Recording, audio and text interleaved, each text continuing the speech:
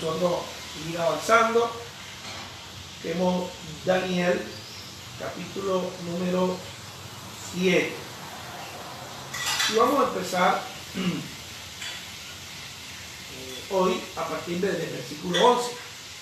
Ayer pues estuvimos leyendo hasta el versículo número 10, donde básicamente se nos habló de una visión que tuvo Daniel, donde del mar, o sea, de los pueblos, de las naciones, surgen 4 imperios, pero él ve realmente son cuatro bestias, las cuales tienen características que explicamos ayer, que hablan de 4 imperios.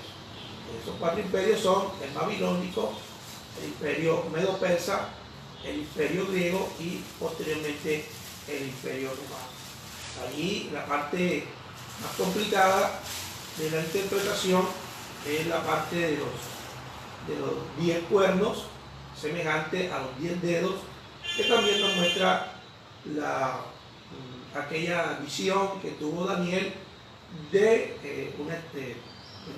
la visión que tuvo el rey Nabucodonosor, que Daniel le interpretó, donde aquella estatua pues termina en el último imperio, que son los pies, las piernas, y termina en 10 dedos. Y acá también la última bestia tiene 10 cuernos. Quiere decir que estamos un paralelo en estos reinos. Pero esa es la parte más difícil de interpretar, puesto que después del imperio romano han surgido varios reinos. Entonces podría ser que se refiere a esos reinos posteriores que, en base a lo que Roma dejó fundado, allí fueron surgiendo varios reinos, o se refiere a los 2 reinos que provocaron la caída del imperio romano. Entonces estamos allí y vamos a leer a partir del versículo 7, y creo que se nos puede ir añadiendo a medida que vamos leyendo, se nos puede ir aclarando esta parte de este último reino, el reino de Roma, y lo que posteriormente acontece y que tiene que ver, por supuesto, con nuestros días y que tiene que ver con los días futuros. Entonces ahí es donde está la complejidad, ¿no? De poder entender qué se está cumpliendo de esa parte de la profecía. Leamos entonces allí Daniel, capítulo número 7. Yo entonces miraba a causa del sonido de las grandes insolencias que hablaba el cuerno.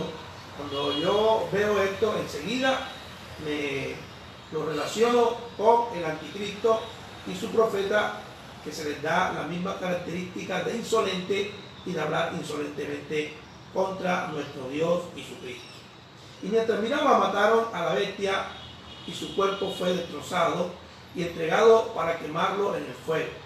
También a las otras bestias les había quitado su dominio, pero les había sido prolongado la vida hasta cierto tiempo. Miraba yo en la visión de la noche y vi que con las nubes del cielo venía uno como un hijo de hombre. Bueno, y aquí, miren, avanzamos en la profecía y habla de los tiempos cuando Jesucristo vino, y entonces está relacionado en algo con nuestros tiempos. Fíjate, repito, dice: miraba yo en la visión de la noche y vi que con las nubes del cielo venía uno como un hijo de hombre. Bueno, en el Evangelio, en los Evangelios encontramos que el mismo Jesucristo dice que Él vendrá en las nubes del cielo, el Hijo del Hombre. El Hijo del Hombre es un sobrenombre, otro nombre que se le da a Jesucristo. Entonces vemos que este que está aquí, que viene en las nubes del cielo, ¿sí?, es Jesucristo. Y dice que vino hasta el anciano de días y lo hicieron acercarse delante de él. Estamos hablando ya entonces de la segunda venida de Jesucristo. Y le fue dado dominio, gloria y reino, para que todos los pueblos, naciones y lenguas lo sirvan. Y su dominio es dominio eterno que nunca pasará, y su reino es uno que nunca será destruido. Definitivamente está hablando de Jesucristo. Mira lo que menciona aquí, que es el Hijo del Hombre, que viene en las nubes, como el mismo Jesucristo lo relata. Y dice, y le fue dado dominio, gloria y reino para que todos los pueblos, naciones y lenguas lo sirvan. Amén. Gloria a Dios. Su dominio es dominio eterno. Gloria al Señor. Y nunca pasará. Amén. Y su reino es uno que nunca será destruido. Estamos hablando de que en esta visión ya estamos llegando al punto de cuando Jesucristo viene por segunda vez. Dice, a mí Daniel se me turbó el espíritu hasta lo más hondo de mi ser, y mis visiones de mi cabeza me asombraron. Y me acerqué a uno de los que allí estaban y le pregunté la verdad acerca de todo aquello, y me habló y me hizo conocer la interpretación de las cosas. Dice, las 4 grandes bestias son 4 reyes que se levantarán en la tierra. Después recibirán el reino los santos del Altísimo y poseerán el reino hasta el siglo, eternamente y para siempre. Entonces vemos aquí que en el mismo texto nos está interpretando que estas cuatro bestias son 4 reyes que se levantarán en la tierra. Bueno, ya vimos y ya hemos explicado los 4 reinos, el reino babilónico, el imperio babilónico, el medo persa, el griego y el romano, que sería el 4º imperio. Y después de este 4º imperio no ha habido un imperio con estas magnitudes de liderazgo tanto en territorio como en tiempo de reinar. Entonces, hasta allí digamos que llega el tiempo de la profecía bíblica en cuanto a estos 4 reinos, y no habla de un reino más, sino que habla más bien de pequeños reinos que se unen, con confederaciones. Entonces vemos que hasta el momento no ha habido otro imperio como el de Roma. Después de Roma no hemos visto en la historia otro imperio como este. Entonces se ajusta perfectamente a la profecía de Daniel. Dice que después que se reciba todo esto, dice, después recibirán el reino los santos del Altísimo. Entonces ahí vendrá ya la presencia de nuestro Dios para poseer el reino hasta el siglo, eternamente y para siempre. Pero también tenemos que entender que hay un mover espiritual, ¿no? A través en toda esta historia. Vimos cómo Dios se movió a través de Daniel y sus amigos en el reino babilónico, pero también vimos cómo se movió allí, por ejemplo, con Ciro, allí con el imperio persa también, y vemos que el imperio griego no desconoció tampoco la importancia de la cultura de los israelitas y especialmente de su Dios. Dice pues que Alejandro reconocía al Dios de Israel como un Dios, por lo menos lo reconocía como un Dios de gran importancia. Y posteriormente, saben que, bueno, cuando hablamos del reino griego, la tercera bestia, dice que tenía 4 cabezas. El reino de Alejandro, al morir Alejandro, se divide en 4 regiones, las cuales son divididas por sus 4 generales. Una de ellas fue muy importante, el reino de Ptolemaida. El reino de Ptolemaida estaba en la ciudad de Alejandría, la cual fue construida en honor a Alejandro, precisamente Alejandro Magno. Y fue construida la ciudad de Alejandría, donde, no sé si ustedes recuerdan, había una gran biblioteca, tal biblioteca que también se cuenta la historia que se quemó gran parte de ella, ¿cierto? Pero allí estaban recogidos libros de todas las culturas de los reinos conquistados por Alejandro Magno. Allí eran llevados estos libros y eran llevados gente, eruditos, que se dedicaban a copiar, se dedicaban a organizar y a traducir todos estos textos. Así que fue la gran biblioteca del tiempo antiguo.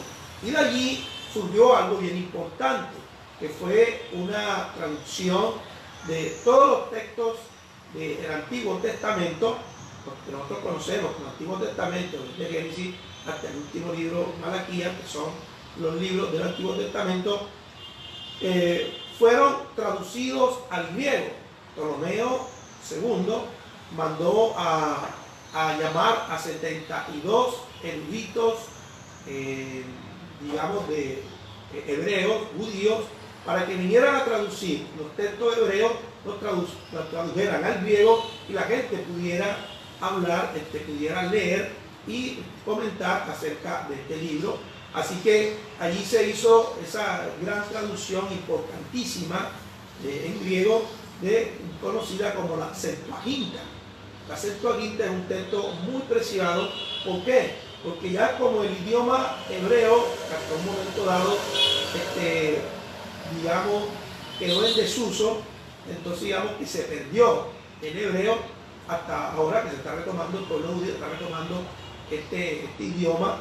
Así que fue un idioma que se perdió por un tiempo, quedó en desuso. Así que fue muy importante tener una traducción en griego, que todavía el griego todavía está presente, para entonces ayudar a la traducción e interpretación de los textos antiguos. Entonces fíjate que todos los reinos han tenido que ver con nuestro Dios, incluyendo pues, Alejandro Magno, que no, en la Biblia no habla mucho de ese reino. Lo que te estoy comentando son hechos históricos que tú puedes encontrar en cualquier libro de historia. Puedes buscar Biblioteca de Alejandría, puedes buscar traducción al griego de la Biblia o Septuaginta, ¿sí? Puedes buscar eso y lo vas a encontrar en referencia histórica.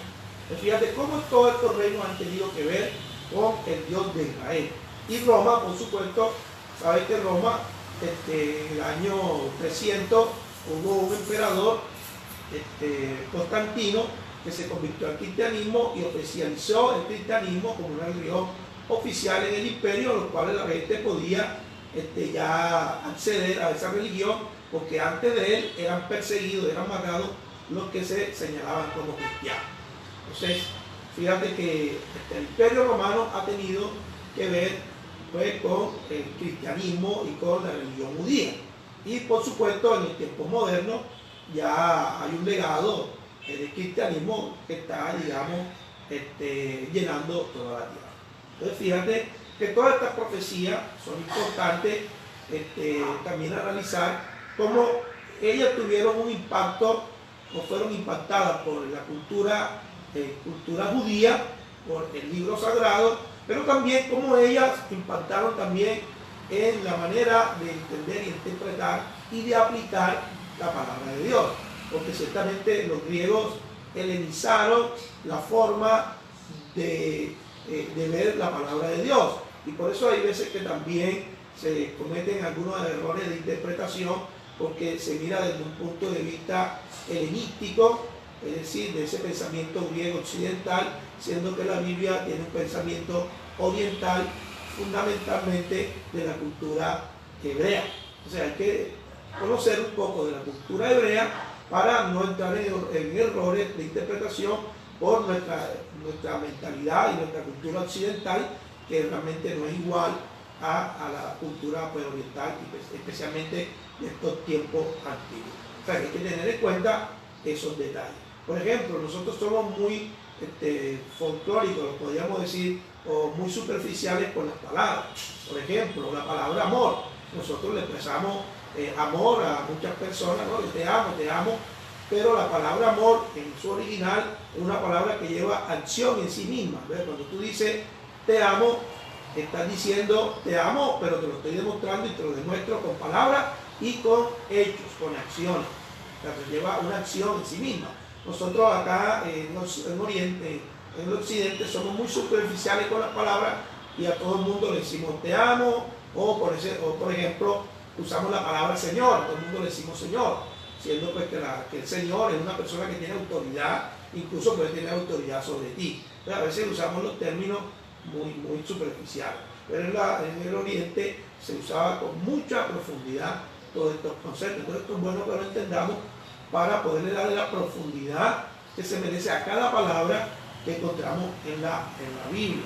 Ya, la importancia que tiene cada palabra en la Biblia. Son mucho más profundas, siempre hay que darle esa interpretación más profunda, porque ese es el original, aunque fue escrito en Roma. Entonces, fíjate toda esta importancia de estas cosas. Dice que después de terminados estos 4 reinos, pues viene el reino de Jesús. Yo creo, bueno, que cuando estuvo Roma, con la venida de Cristo vino el reino de los cielos a la tierra y se empezó a expandir a medida que los cristianos iban creciendo. El reino de Dios se va creciendo aquí en la tierra. Cuando vino el Rey de Reyes aquí a la tierra, trajo su reino y lo ha hecho que se expanda aquí en la tierra. Antes solamente estaba el reino de Satanás, pero cuando vino Cristo, vino su reino a establecer aquí en la tierra. Vénganos tu reino, vénganos tu reino, que su reino se siga expandiendo aquí en la tierra.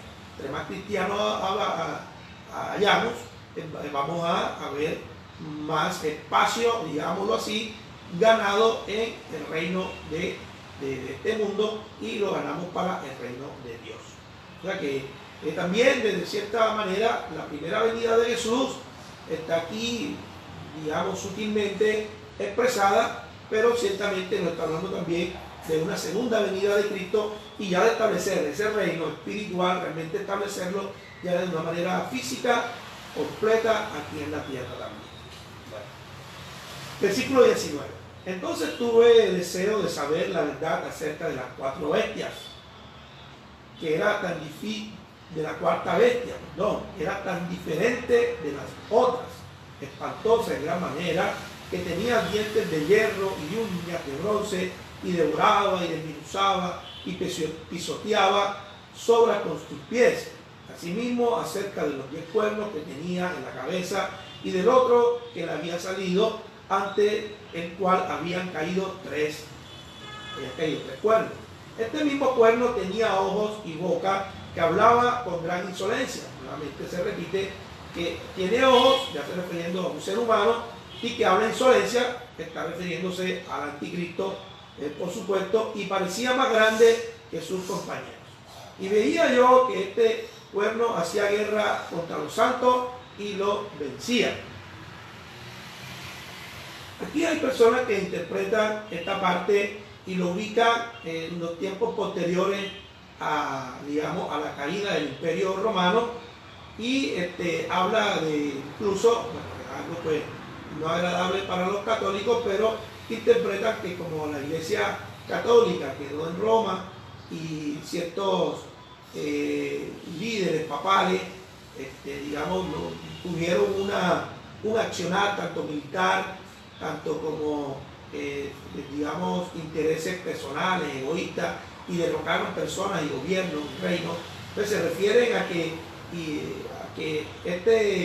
este cuerno lo señalan y lo muestran como el papado, como ese gobierno, digamos, esa mezcla política que hubo ahí con la religión, y que empezó una persecución sobre los cristianos cuando se dio la Inquisición. Entonces muchos se refieren a este momento de persecución, dice, hacer guerra contra los santos y los vencía. Se refieren a ese tiempo de la Inquisición, cuando fue perseguido los cristianos verdaderos, los cristianos que querían rescatar la enseñanza santa, la enseñanza pura, ¿cierto? Que fueron perseguidos, fueron matados en el tiempo de la Inquisición. No se refieren a esto, pero yo lo veo mucho más allá, entendiendo un principio de que en la historia es cíclica y se va como repitiendo. Entonces pudiera ser, sí, no puedo descartar que puede ser parte de la profecía, pero no puede quedar como que solamente en la persecución que hubo de los cristianos en el tiempo de la Inquisición, sino que también esto se ha ido repitiendo. Han habido épocas y tiempos donde los cristianos han sido perseguidos, ¿cierto? Y vendrá un tiempo, con el tiempo del anticristo, donde habrá una persecución aún mayor. Entonces vemos que esta profecía, digamos, que va cíclicamente y va aumentando al tiempo en que sale el último, gran, digamos, rey que sale de entre todos estos reyes y que es insolente delante de Dios. Entonces yo creo que aquí hay una interpretación hacia el anticristo y hacia esa persecución que el anticristo ha de hacerle a los santos. Dice que luchaba contra ellos y los vencía, también mostrando que en Apocalipsis dice lo mismo cuando el anticristo toma la ciudad de Jerusalén y vence, por decir algo, a los santos que aman la ciudad de Jerusalén como la ciudad de Dios. O Entonces yo veo una referencia, sí, quizá a tiempos que estuvieron cerca a la caída del Imperio Romano, pero que estos mismos movimientos han ido cíclicamente creciendo, digamos, en aseveraciones, ¿sí? Más severos, los tiempos más severos, y que terminará más severamente con la persecución del mismo anticristo. Dice, hasta que vino el anciano de día. Fíjate que yo lo relaciono porque está hablando de que hay también una intervención ya divina al establecimiento del reino de Cristo aquí en la tierra. ¿Te acuerdas que hablamos del milenio? El establecimiento de Cristo por 1000 años aquí en la tierra, su gobierno aquí en la tierra, una teocracia que Jesucristo establecerá aquí en la tierra. Dice, hasta que vino el anciano del día y se hizo justicia a los santos del Altísimo, y llegó el tiempo y los santos recibieron el reino. Bien, hablando de ese reino milenial o de los 1000 años, cuando Cristo reinará aquí en la tierra físicamente. Todos los reinos podrán ver al mismo Jesucristo reinando aquí en la tierra. Y dijo así: la cuarta bestia será un cuarto reino en la tierra, el cual será diferente a todos estos reinos. Y a toda la tierra devorará, trillará y despedazará. Y los 10 pueblos significa que de aquel reino se levantarán 10 reyes. Y tras ellos, tras estos reinos que se han levantado después de Roma, dice, tras ellos se levantará otro, el cual será diferente de los primeros y derribará a 3 reyes. Hablará palabras contra el Altísimo, porque me da referencia una vez más que se refiere al Anticristo, y a los santos del Altísimo quebrantará, como dice en Apocalipsis, y pensará en cambiar los tiempos y la ley. Recuerda que el Anticristo va a establecer una nueva religión de carácter mundial, única, donde prácticamente él será el semidios que será adorado, y por supuesto su padre, que es Satanás.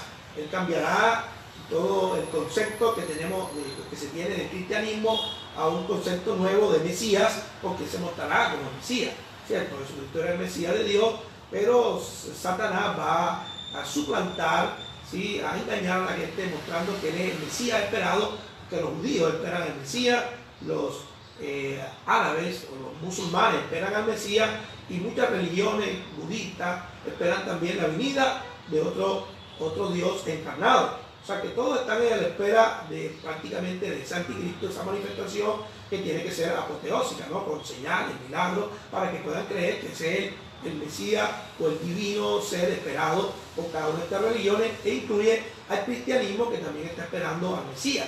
Y muchos cristianos falsos, cristianos que han vivido un cristianismo falso, van a ser engañados por este anticristo, ¿cierto? Entonces allí todas las religiones se enfocarán en una, ¿cierto?, en ese falso Cristo, y adorarán a este falso Cristo como si fuera nuestro Cristo, nuestro amado Jesús. Lo adorarán y adorarán a su padre, que es Satanás. Entonces fíjate, todo este mundo religioso, vano, que tiene tendencias políticas, comerciales, y buscando poder, buscando intereses personales, ¿cierto?, y apartándose de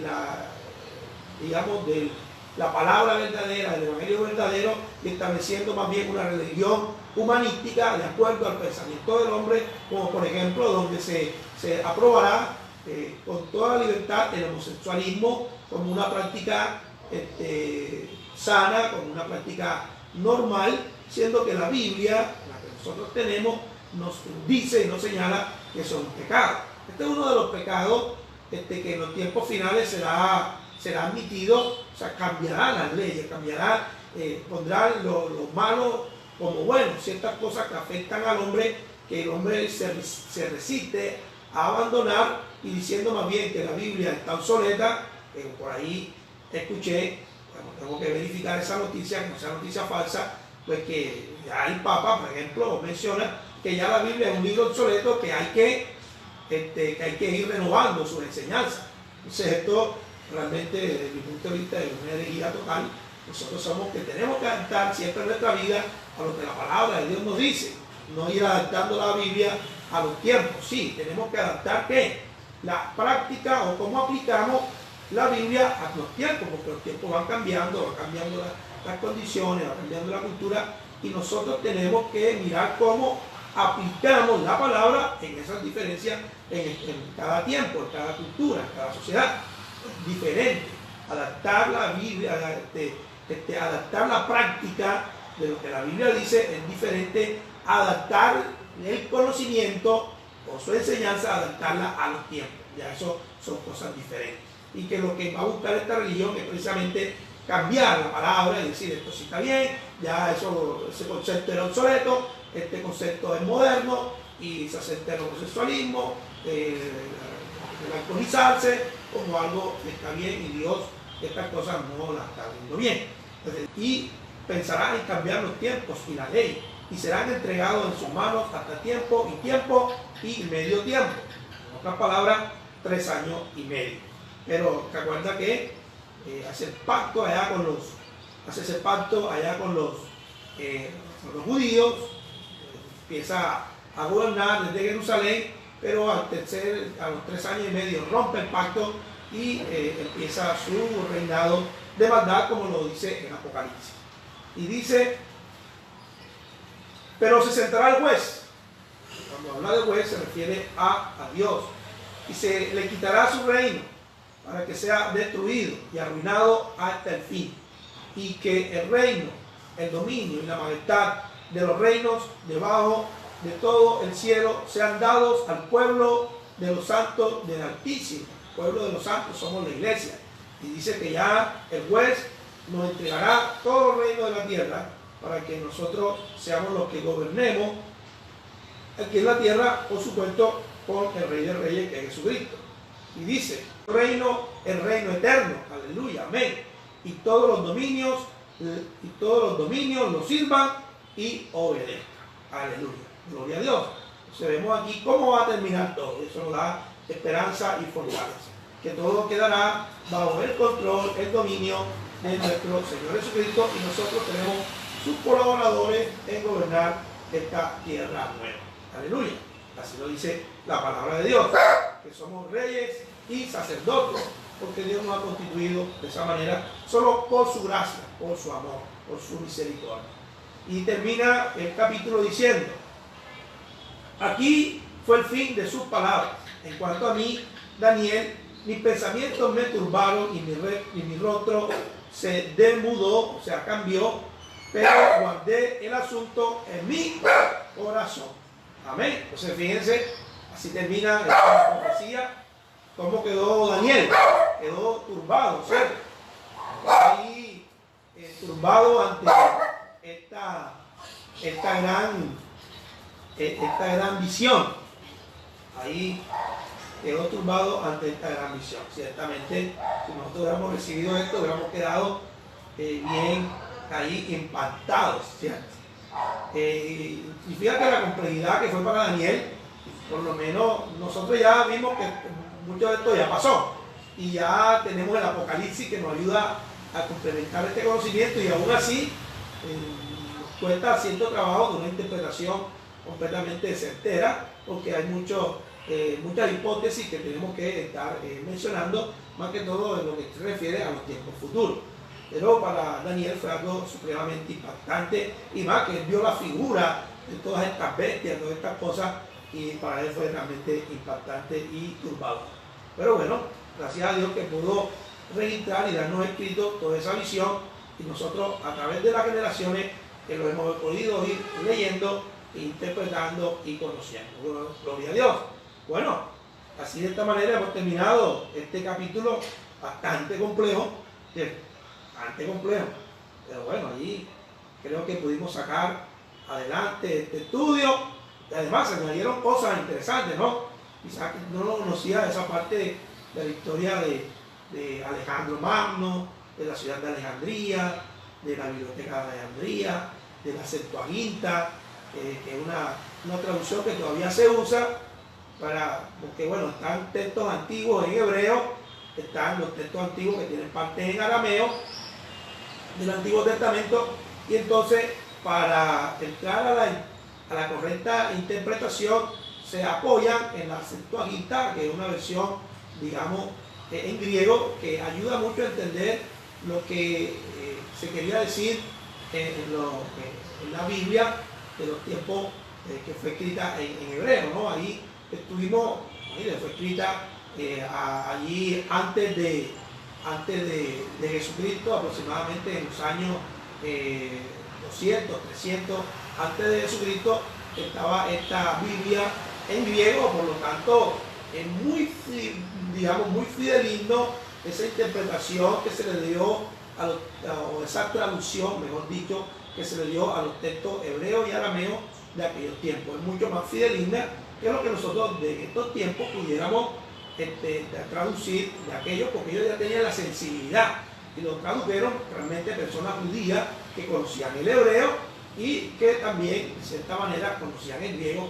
Hicieron esa traducción que ciertamente es muy buena, la Septuaginta es muy famosa, ¿cierto? Y fue otra traducción que después se hizo en latín usando el texto griego y los textos hebreos y arameos originales, la Biblia de San Jerónimo, que la tradujo al latín, pero basado incluso en la Septuaginta o esta traducción en griego.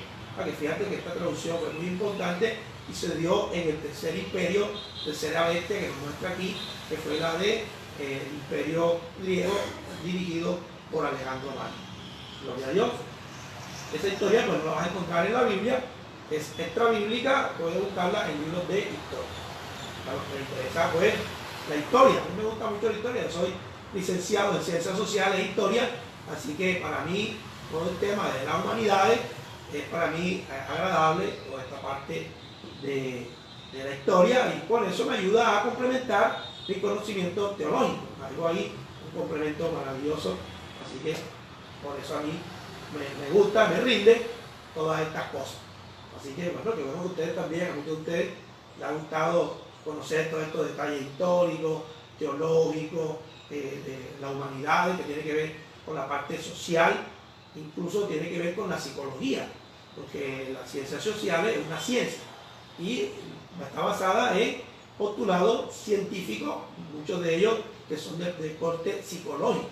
Entonces es importante todas estas cositas que nos añade el conocimiento para, digamos, entender mejor el mundo, relacionarnos mejor con él y bueno, aprovechar mejor el alimento que llega a nuestra vida. Bueno, termino allí saludando a los que se añadieron.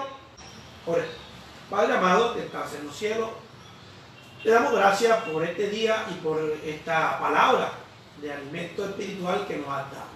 Allí, oh Dios, entre las cosas que podemos rescatar y nos alienta, nos fortalece, es que a pesar de que la maldad va avanzando en el mundo, todo esto llegará a un juicio y llegará, Señor, un momento en que tú ordenarás un alto para establecer tu reino santo, tu reino perfecto, tu reino justo, tu reino bueno aquí en la tierra, y que será y que nunca tendrá fin, que será por los siglos de los siglos.